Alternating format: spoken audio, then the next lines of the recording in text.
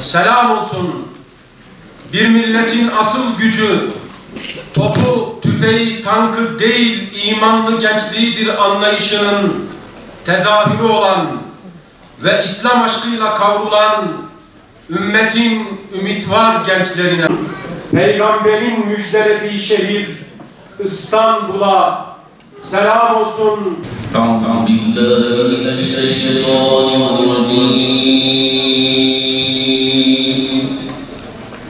Bismillahirrahmanirrahim. Laqad sadaqallahu rasulahu bil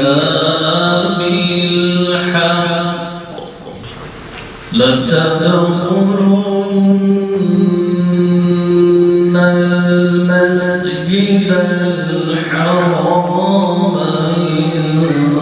insha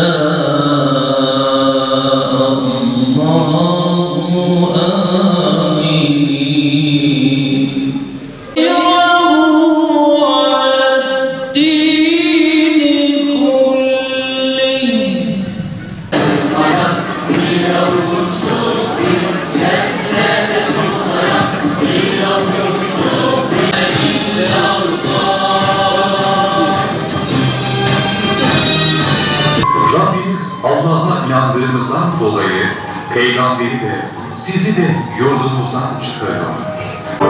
Ey Mekke! Sen Muhammed Mustafa'nın sallallahu aleyhi ve sellem ayrılırken yüzünü dönüp baktığında gönlünün bulutlu ve hüznüyle gözyaşlarına engel olamadığı o şehir. Ey insanlar! Sözümü iyi dinleyiniz. Bilmiyorum. Belki bu seneden sonra sizinle burada bir daha buluşamayacağım. Ey insanlar! Bugünleriniz nasıl mukaddes bir gün ise, bu aylarınız nasıl mukaddes bir ay ise, bu şehriniz nasıl mübarek bir şehir ise, canlarınız, mallarınız, namuslarınız da öyle mukaddestir. Fetih, yönetimin zulümden kurtulup adalete açılmasıdır. Fetih, tabiatın yağma ve talandan kurtulup yaşamın devamına açılmasıdır.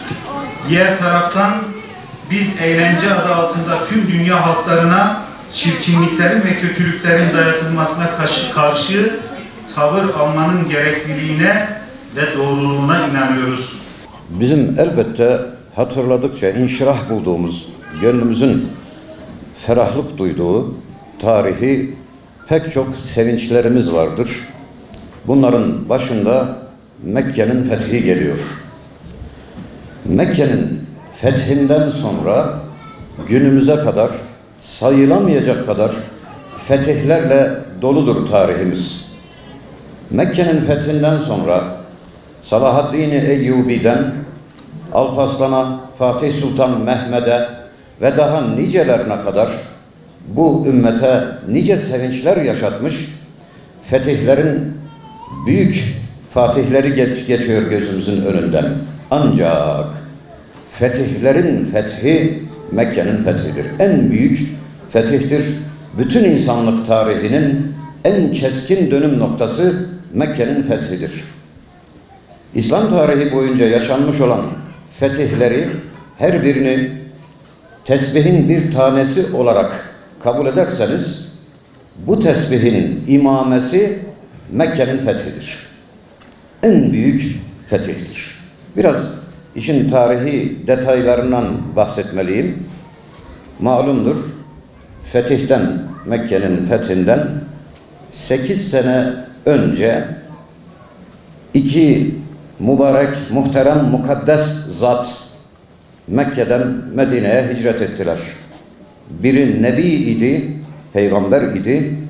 Diğeri ise Sıddık-ı Ekber, Hazreti Ebubekir.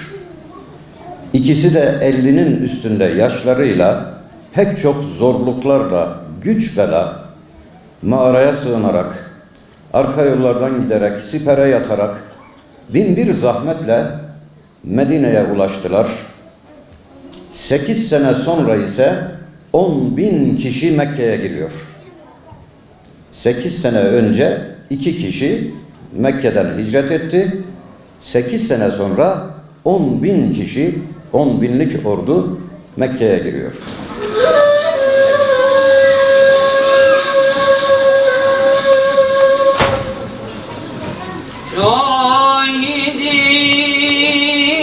Şahidim arzu sema